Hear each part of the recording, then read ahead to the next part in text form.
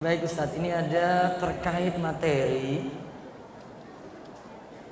bagaimana cara kita menyikapi lelah dalam hijrah agar kita bisa istiqomah. Berarti kiat-kiat Ustadz untuk istiqomah. Subhanallah jamaah. Kalau antum melihat perjalanan hijrah Rasulullah sallallahu alaihi wasallam, hijrah Nabi Ibrahim alaihi salam, hijrah para sahabat Nabi, hijrahnya Bani Israel. Kok rame dewe ibu-ibu ini?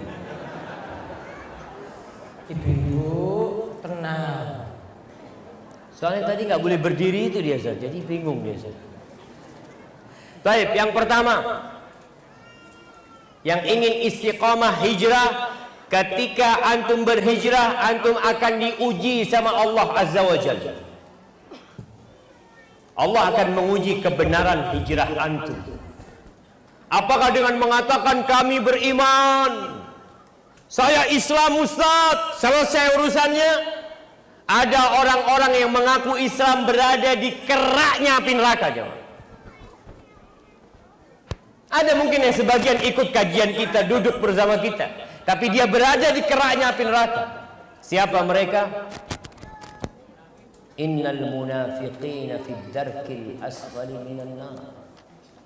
Sesungguhnya orang-orang munafik berada di keraknya api neraka. Pakaiannya pakaian umat Islam, hatinya hati orang kafir. Maka ketika seorang mengaku muslim, mengaku beriman, mengaku hijrah, dia akan diuji. Dan sebagian nggak lulus dalam ujian itu. Ujian itu bisa jadi kesusahan dalam harta, bisa jadi harta yang dilimpahkan. Sama-sama diuji. Maka antum harus bersabar. Lihatlah kepada para sahabat Nabi bagaimana ketika mereka hijrah. Para sahabat Nabi yang hijrah, Suhaib Ar-Rumi, ketika meninggalkan kota Mekah, semua hartanya ditinggal. Dia hanya bawa pakaian dia, pedang dia, dan busur serta anak panah dia. Dia orang kaya, ditinggal semua. Berapa tahun dia hidup susah di Madinah. Sebagian para sahabat Nabi ketika hijrah tidur di masjid.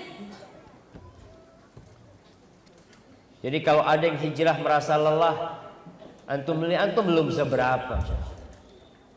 Sebagian sahabat Nabi hampir 70 orang tidur di masjid. Umar bin Khattab kerjanya ngembala kambing Umar.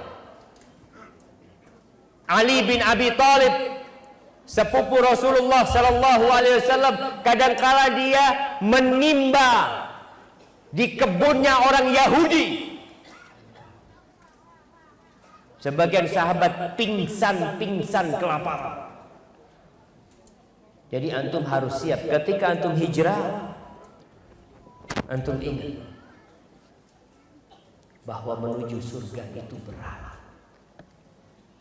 Allah mengatakan, am hasibtum an tadkhulul jannah walamma ya'tikum mathalul ladzina khalau min qablikum massathumul ba'sa wadh-dharra wa zulzilu hatta yaqula ar-rasul wal ladzina amanu ma'ahu mata nasrullah ala inna nasrallahi qarib.